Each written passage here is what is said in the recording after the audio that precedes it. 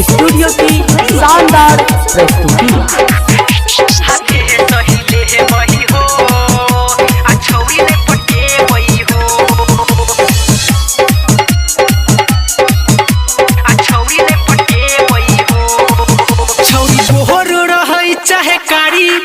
छौरी गोहर रही चाहे कारी, हम घूम बन के करो पछाड़ी। हाथे है सही ले है बही हो, आ छौरी ले पटे बही हो कि हाथे से हिलाना है, आ छौरी ले पटाना है कि हाथे से हिलाना है, आ छौरी ले पटाना है।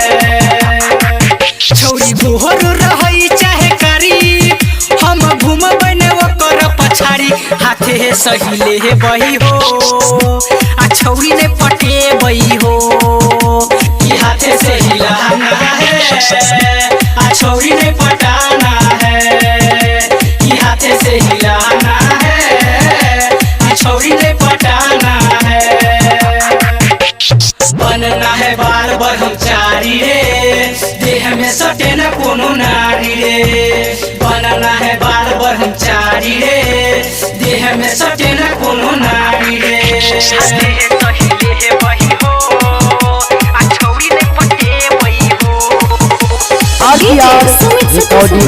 स्टूडियो की शानदार प्रस्तुति।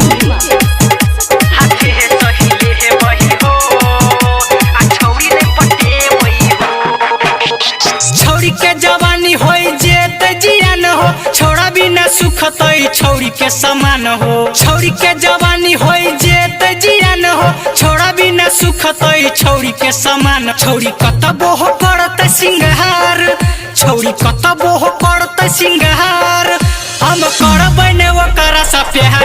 हाथे है सही ले है बही हो, आ छौरी ने पटे बही हो कि हाथे से हिलाना है, आ छौरी ने पटाना है कि हाथे से हिलाना है, आ छौरी ने पटाना है।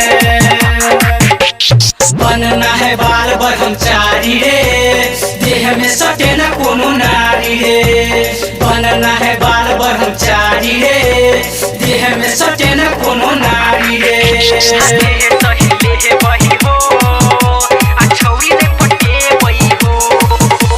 डीजे सुमित सतीश रैमा।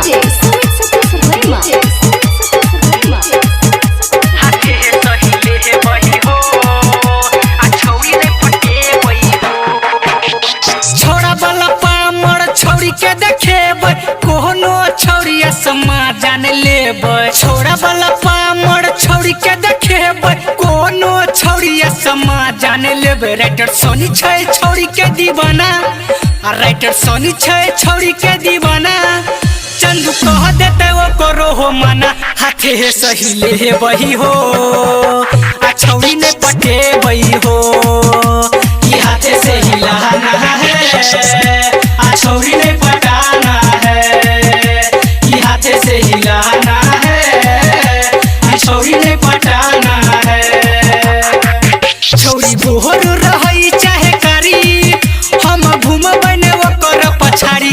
हाथे है सही ले है बही हो, आ छौरी ने पटे बही हो कि हाथे से हिलाना है, आ छौरी ने पटाना है कि हाथे से हिलाना है, आ छौरी ने पटाना है।